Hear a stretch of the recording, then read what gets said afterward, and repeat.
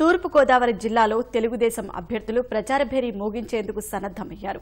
4 మినహా మిగతా అసెంబ్లీ స్థానాలపై అధినేత స్పష్టత ఇవ్వడంతో ప్రజల్లోకి వెళ్లేందుకు ఏర్పాట్లు చేసుకున్నారు.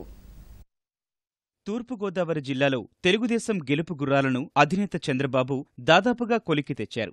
జిల్లాలో మొత్తం 19 అసెంబ్లీ నియోజకవర్గాలుండగా 4 స్థానాలు మినహా మిగతా చోట్ల ఓ స్పష్టతనిచ్చారు.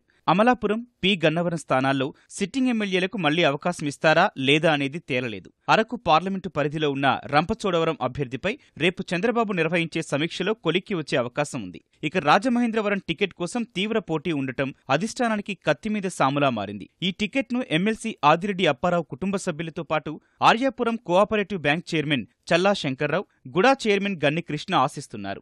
ఎవరు అడ్డుపడినా రాజమహేంద్రవరం టికెట్ తనదేనని ఆదిరెడ్డి అప్పారావు పరోక్షంగా బుచ్చయ్య చౌదరిని ఉద్దేశించి వ్యాఖ్యానించారు. రాజమండ్రి గ్రామీణ నియోజకవర్గంలో ప్రచారాన్ని కూడా ప్రారంభించిన బుచ్చయ్య మాత్రం రాజమహేంద్రవరంపై చంద్రబాబుదే తుది నిర్ణయం అంటున్నారు. చంద్రబాబు నాయుడు గారు నిర్ణయమే మేము శిరోధారి మాకు, అంతే తప్ప ఎవరెవరో గాలి తాటాకు సప్పులు జడిచిపోవాల్సిన అవసరం నాకు లేదు. నాకు 27 ఏళ్ల రాజకీయ అనుభవం ఉంది. 22 ఏళ్లు ఇక్కడే సాకరీ చేశాం. గౌరవించేది చంద్రబాబు నాయుడు గారి మాటకే. ఇప్పుడు ఇంత చెప్పిన తర్వాత అప్పారాన్ని వాళ్ళ ఉండను అంటే ఉంటాను నేను. ఎప్పుడో చెప్పారు నాకు కింజర్ కోళ్ళది మీది 2 కోళ్ళు అన్నాడు. ఆ మాట మాకు చాలా అయినా అంతకన్నా మాకు గౌరవం అక్కర్లే. ఇస్తే పోటీ చేస్తాం. 5-6 మాకు కావాలి ఉన్నారు. ఎవరికే ఇస్తారు, ఒకరికి ఎవరికి ఇవ్వాలో ఆయన నిర్ణయిస్తాడు. చాలా సీట్లు ఆగినాయి. చాలా సీట్లు ఎందుకు అవుతున్నాయి? కొంత డేటాలో వేరియేషన్ ఉన్నప్పుడు మళ్ళా వెరిఫై చేస్తున్నారు. ఇవాళ కూడా ఎంక్వైరీ చేస్తారు.